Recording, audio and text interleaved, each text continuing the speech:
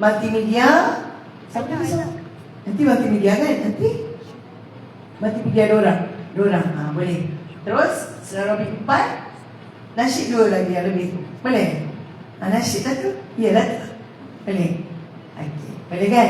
Okay, so gini. Malam ni, esok,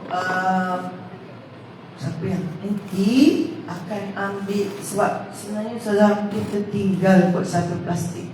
Oleh kerana orang lain tu dia tak cukup tali kat kepala, tak apalah, awak je lah pakai tali kan. So esok dia orang akan pakai ni je lah, ya, talinya.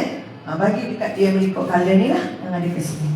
Ada yang macam dia orang pakai ni, biru ni. Ini bulan awak lah ni esok. Cuma dalam tugasan pagi dia ada tugas masing-masing. So dia sibuk tugas dia, awak dengan tugas awak kan. So anak awak akan jadi 13 je lah, sebab dia orang ni dah sibuk esok. Boleh. So kita bergerak. Lepas tu bila masuk kita akan Senarobik. Lepas tu kita akan nyanyi. Yang nyanyi tu saya akan ajar malam ni. Kita akan nyanyi lagu Ikhwati Akhawati, nasyid nanti lah dengan Aina. Kita akan buat semak Huna nafrahu Naka nafrahu Lau anta sa'idun safik yadain. Itu akan dihandle oleh tim Aina. Boleh? Boleh kan?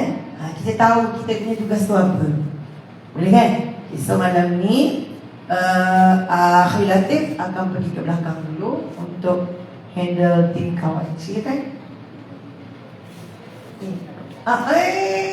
Nanti Majmu'atul Ula. Ula mana? Apa tadi dah lupa dah.